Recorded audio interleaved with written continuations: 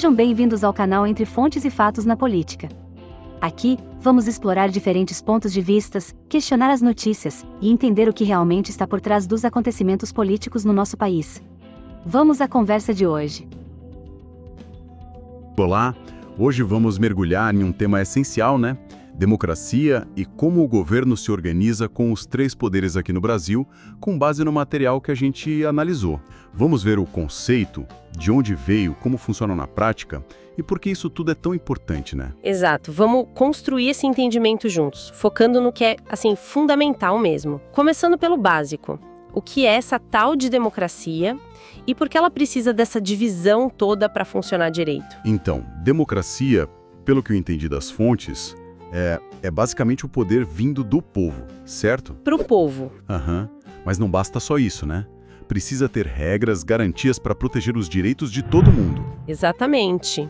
E a principal ferramenta para evitar, digamos, o abuso de poder é a separação dos poderes.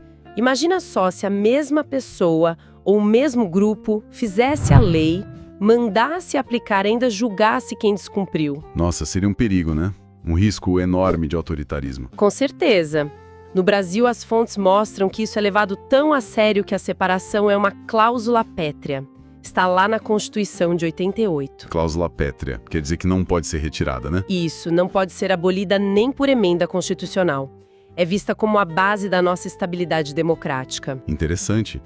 E essa ideia de dividir o poder, ela não é nova, né? Os textos falam de gente lá atrás pensando nisso, Aristóteles, John Locke. Pois é, já refletiam sobre funções diferentes no governo, mas quem realmente desenhou o modelo que a gente usa mais hoje, com o executivo, legislativo e judiciário, foi o Montesquieu, lá no século XVIII. Ah, sim, Montesquieu, o espírito das leis. Ele mesmo. A preocupação central dele, e que ecoa muito no que as fontes dizem sobre o Brasil, era bem clara. Quem tem poder tende a querer mais, tende a abusar. Faz todo sentido. Então a separação seria o freio para isso. Essencial para garantir a liberdade. É quase um diálogo direto da teoria dele com a nossa Constituição. E como é que isso funciona aqui no Brasil na prática? O artigo 2º da Constituição fala que são poderes independentes e harmônicos entre si. Quem são eles, então? Vamos lá, de forma simples. O executivo é quem administra o país, os estados, as cidades. No dia a dia, sabe? Tipo o presidente e os ministros? Isso.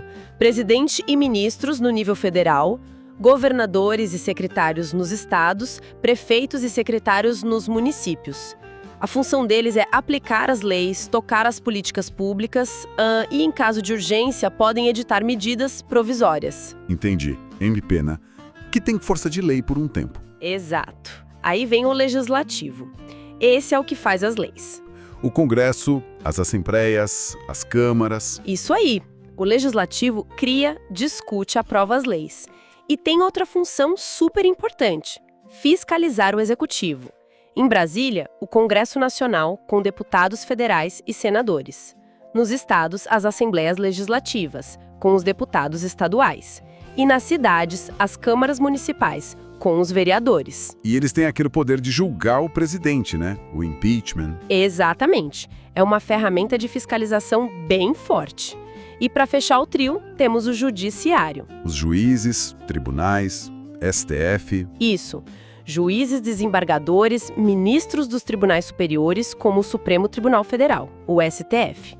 O papel deles é interpretar as leis e resolver os conflitos, sempre com base na Constituição. Ele funciona como um árbitro, então? Perfeito. Um árbitro para garantir que as regras sejam cumpridas e para julgar se os outros poderes não estão exagerando, cometendo abusos. Por isso, a independência do judiciário é tão crucial, para que as decisões sejam técnicas, baseadas na lei e não em pressões externas. Mas para essa engrenagem toda funcionar direito, sem um poder passar por cima do outro, as fontes falam muito do sistema de freios e contrapesos. Como é isso? É um sistema de controle mútuo. Cada poder tem um jeito de limitar a ação do outro, para buscar o equilíbrio. Dá um exemplo. Claro. O presidente, que é do executivo, pode vetar uma lei que o Congresso, o legislativo, aprovou. Vetar, tipo, dizer não para a lei? Isso. Mas aí o Congresso pode analisar esse veto e, se tiver votos suficientes, pode derrubar o veto do presidente. Entendi. Um controla o outro. Exato. O Congresso também fiscaliza as contas do governo, pode abrir CPIs para investigar e, como a gente falou, pode até afastar o presidente. E o judiciário, como ele entra nesse jogo de freios? O judiciário, principalmente o STF, pode analisar uma lei feita pelo Congresso ou um ato do presidente e dizer: olha, isso aqui vai contra a Constituição. E aí essa lei ou ato perde a validade. Entendi. Ele barra o que é inconstitucional. Isso. Mas o judiciário também não é totalmente solto, ele também é controlado. Os ministros do STF, por exemplo, são indicados pelo presidente. E aprovados pelo Senado, que é do Legislativo. Exatamente. E o Senado também pode julgar esses ministros em crimes de responsabilidade. Além disso, o Congresso pode aprovar emendas à Constituição para, digamos, ajustar ou mudar algum entendimento da justiça. É um equilíbrio bem dinâmico e, como as fontes sugerem, às vezes gera tensão, né? Com certeza. E isso puxa uma questão que parece bem presente nas discussões das fontes. Se a democracia é o poder do povo, por que os juízes, os ministros do judiciário, não são eleitos diretamente pelo voto? Essa é uma ótima pergunta e é uma tensão que existe mesmo no modelo. A justificativa principal que as fontes trazem é para proteger a independência do judiciário. Independência de quê? Independência de pressões políticas ou da opinião pública do momento. Um juiz eleito, por exemplo, talvez se sentisse pressionado a decidir pensando em agradar os eleitores ou quem financiou a campanha dele, e não só com base na lei. Entendi. Ele precisa ser um guardião técnico das regras da Constituição? Exato. Inclusive para proteger as minorias contra a vontade da maioria, ou para frear abusos dos poderes que são eleitos. A nomeação pelo presidente com a aprovação do Senado é vista como um meio termo, sabe? Um jeito de conectar com a representação popular, mas de forma indireta. Mas aí tem um risco, né? Que as fontes também mencionam. Essa indicação política pode acabar comprometendo a tal independência? Um ministro ficar, sei lá, devendo favor a quem o indicou?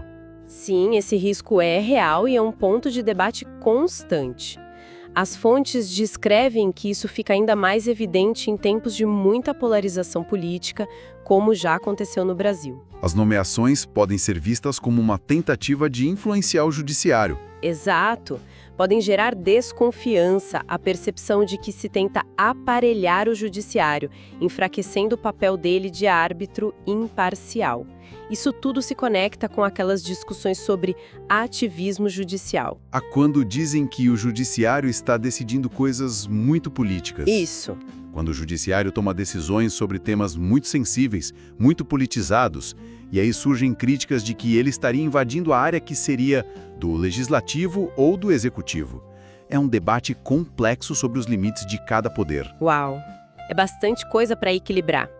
Diante dessa complexidade toda, com o poder se controlando, às vezes até entrando em atrito, por que, no fim das contas, a democracia com essa estrutura toda é tão importante? Olha, porque, apesar de todos os desafios, de todas as tensões, é o sistema que, historicamente e na teoria, melhor busca garantir direitos fundamentais para todo mundo. Liberdade, igualdade, justiça. Mas não é algo que funciona sozinho, né? De jeito nenhum. Ela não funciona no piloto automático. As fontes deixam muito claro o papel crucial da sociedade nisso tudo. O que a gente pode fazer? Se informar, sabe? Buscar entender como as coisas funcionam, cobrar os governantes, defender uma imprensa livre para poder fiscalizar, participar. O voto consciente é super importante, claro, mas é só uma parte. Essa vigilância constante dos cidadãos que ajuda a manter o equilíbrio e a saúde da democracia.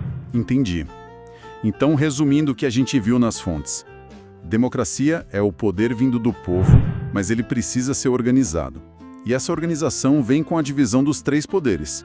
Executivo administra, legislativo faz as leis e fiscaliza, e o judiciário julga e guarda a Constituição. Perfeito! E eles funcionam com esse sistema de freios e contrapesos, um controlando o outro para evitar abusos e manter o equilíbrio. Entender isso é fundamental para a gente exercer nossa cidadania, né? Exatamente. E fica talvez uma reflexão final. que conecta vários desses pontos que a gente discutiu e que está bem presente nos materiais. Como é que a gente garante que o judiciário, que precisa ser técnico, independente, guardião das regras, realmente consiga ser imparcial? Especialmente quando a gente vê que a nomeação dos seus membros mais altos passa por um filtro político bem intenso, ainda mais em tempos de polarização. E é uma questão delicada. Muito. Como a sociedade pode atuar para ajudar a preservar esse equilíbrio tão delicado para que o judiciário cumpra seu papel sem virar só mais um campo de batalha das disputas políticas? É algo para a gente continuar pensando sobre. Obrigado por terem assistido até aqui. Nos veremos nos próximos vídeos.